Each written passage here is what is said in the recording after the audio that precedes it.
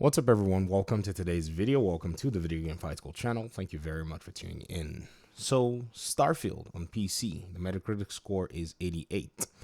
I'm not a big fan of Metacritic. I don't like the website and the way that it's actually set up.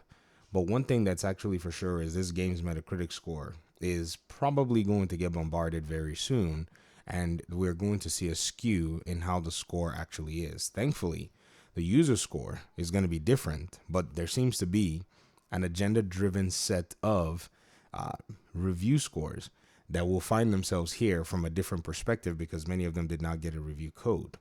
Now, one thing you have to understand about video games is you don't need a reviewer to make a decision about a video game every single time. Sometimes you need their opinions, but I've been disenfranchised with reviewers since October of last year when Gotham Knights came out. And a lot of reviewers actually lied about the game. SkillUp was one of them. Luke Stevens was one of them. Another YouTuber called White Light was one of them. And there was another one that made a 3-hour, review about the game. Every single one of them lied about the combat. And I have proof and videos to show it all. None of them took their videos down because, for the most part, I think if it wasn't a matter of dishonesty, they forgot to actually check the systems of the game and missed out something. On the Metacritic side, a lot of people also jumped in on this bandwagon of the game, pretty much, talking about how, this game is this and this game is that, but most of that was from the review side of things. Now, the whole review debacle, I think, is something where developers and even publishers are being careful, and it's their brand. They can give a review score or not, they can give review codes or not, but they're being cautious because some of these reviewers, they are crackpot smoking reviewers straight up. I mean, the word I'm hearing on the streets, or on Twitter anyway, I say on the streets, is that, SkillUp vowed or said something along the lines of he was going to pretty much bash Bethesda's next game after Fallout 76. Why he decided to do that, I have no idea. Why he decided to say that, I have no idea. So possibly Bethesda was like, well, if you're going to beat on our next game, I guess we're probably just not going to give you a code. Some of the other, ramifications, like in Gotham Knights' case, the creative director went back to Ubisoft. The producer is no longer in the studio, Warner Bros. Montreal, and the game's, I can't remember the other position, but there were 3 top positions of the folk who actually were in the leadership in developing Gotham Knights in different areas who are no longer there.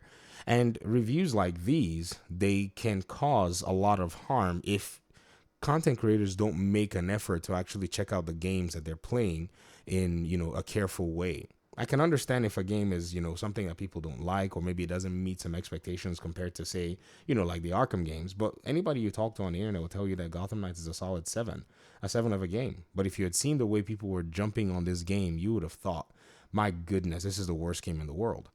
In the case of Starfield, though, I don't think Starfield is going to have that problem, but it will have a problem for some people who are straight up jealous that this game did not come to PlayStation, number one, and knowing that it didn't come to PlayStation based on the possibility that it was supposed to be an exclusive or a timed exclusive for PlayStation has now made things change a little bit. So what I would recommend is that you take your own experience and, take that into account when it comes to this game. There are many ways to play the game for a little bit of money. You don't have to spend the full, $70, $80, $90 on the product. You can go on Game Pass, depending on what platform you're on, and you can get, to play the game for a small fee, $9 for a month when the game launches in about 5 days. You can also get the opportunity to play it early if you wanted to. This is what I'm playing right now, is my Game Pass subscription on the base, plus $31 of the premium content. So just the premium content, $31. I'm able to play the game for, about a month till my Game Pass subscription expires.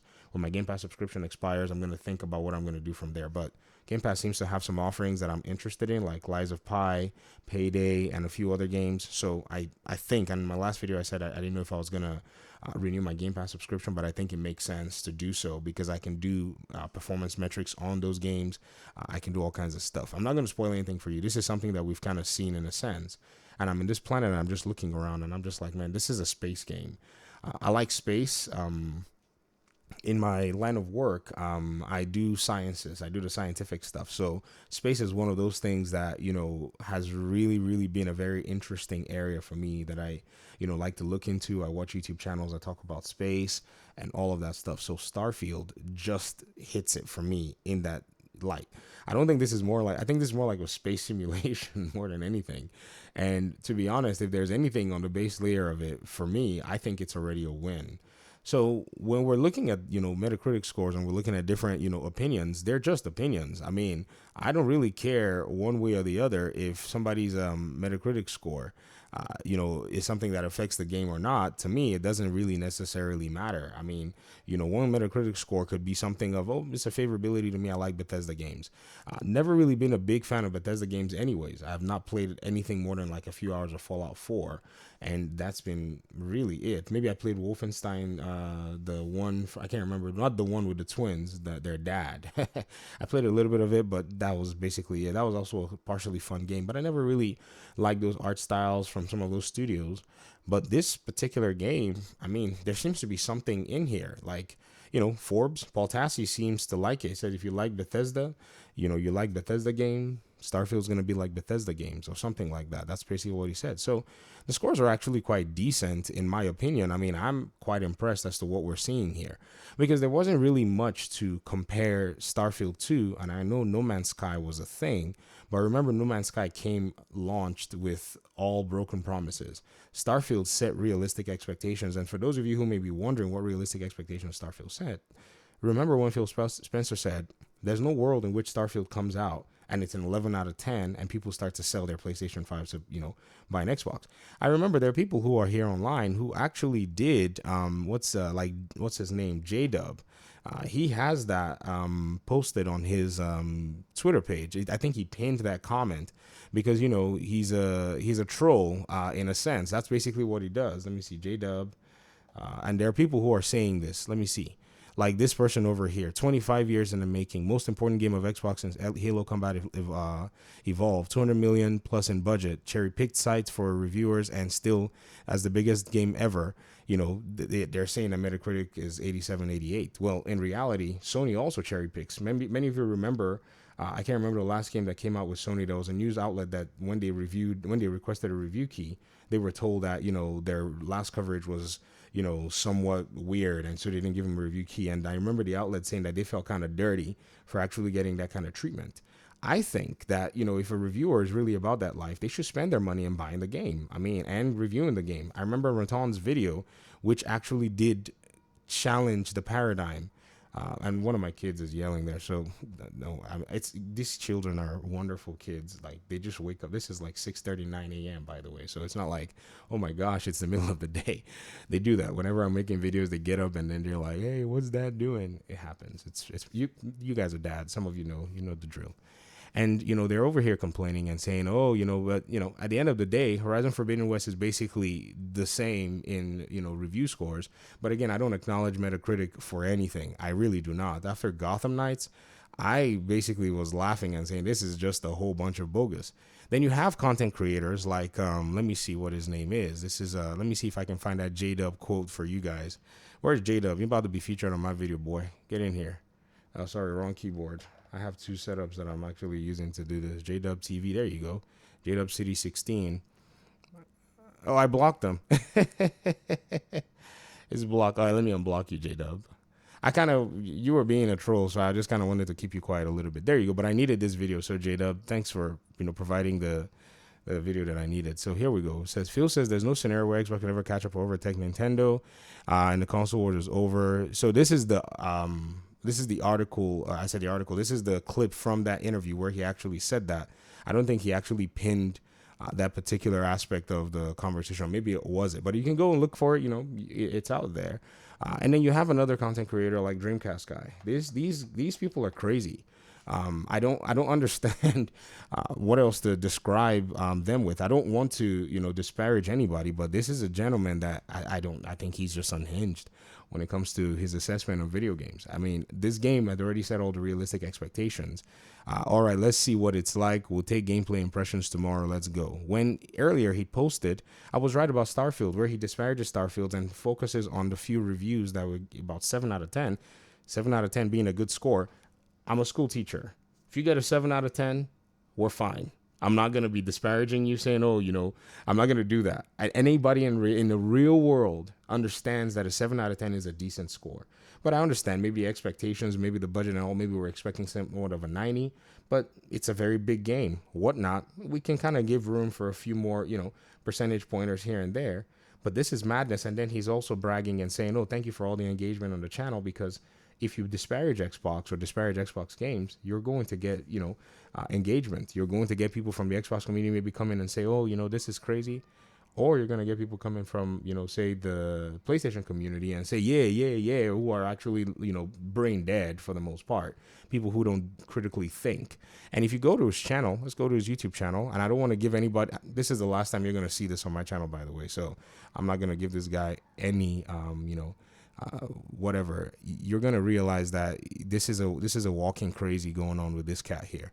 And if you look at, say, the dislikes of what it is that he's actually, let me pull it up on this computer actually, because I think that's where you guys will be able to see it better, because I have the dislike showing, and you can see what this cat is all about and how his audience is actually receiving his comments or his analyses or whatnot. You'll see that they're not really fond of what it is that he's saying for the most part. Maybe there's some that are, maybe down with that. Let's see what's going on here. So I'll open up. There it is. So here, the likes, dislikes. There are 4,000 almost dislikes and 2,200 likes. It's insane how much, these folk are, just all over the place. Their goal is to disparage Xbox and disparage what Xbox is doing because there's some profit involved in it. It's quite pathetic at the end of the day. I mean, I'm playing Starfield on PC. I mean, I don't really care about the box or whatnot, but these console warriors and their engagement is going to create room. And I say, those of you that are content creators that have sanity, that are not here to come in and maybe bash somebody, or you want actually to provide genuine truth and genuine, maybe your genuine opinions or your genuine take on things, you're going to beat these guys. Don't worry, the drama is about to fade off. People are going to get tired of them very soon. That's what they're doing. They're drama farming. Eventually, people are going to get tired of it. They're going to be looking for some solid, propositions in terms of, what gamers are able to provide. There's Mortismo Gaming. Let me highlight some really good reviewers here, please. I don't want to highlight the drudge and then not show people who are actually doing real work. Mortismo Gaming has already put in 100% of this game in the files. And this is the person that I would say I recommend their review anytime, any day. I watched the whole review, 52 minutes.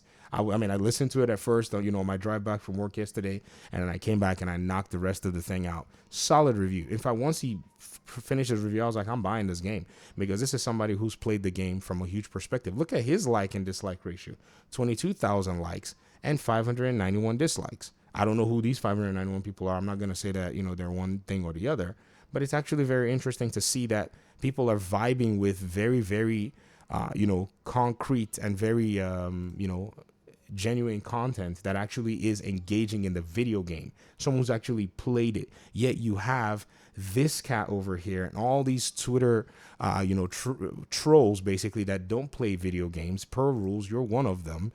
Crazy. You say you go to an Ivy League school and you talk all this nonsense. You better watch out, because if you go say something silly one day, I'm going to make a video, an analytical critique over your, crazy opinions. But I've been watching and seeing how much you are being divisive on purpose, and you're using it to farm. It's a social experiment for you. You think it's funny, but it's okay. We're on to, some of y'all. So the crackpot craziness is about to expire very soon, because some of us have been dialed in and we've been taking notes for a long time. But at the end of the day, I would say you play Starfield for yourself and, eventually see what it has to offer. I think it's a really, really solid game. I mean, so far anyways. It may not be the game of the generation, but it does what it's set out to do. There's nothing crazy about it all. But I'll get out of your hair. Let me go chat with my kids before I head out to work and see how they're doing. It seems like they're doing great. They're yelling and, screaming and enjoying themselves. So I got to touch grass a little bit. Can't sit here playing video games and yelling at all these, let me not talk anymore. Thank you guys for watching the video. Appreciate y'all so much. Peace out.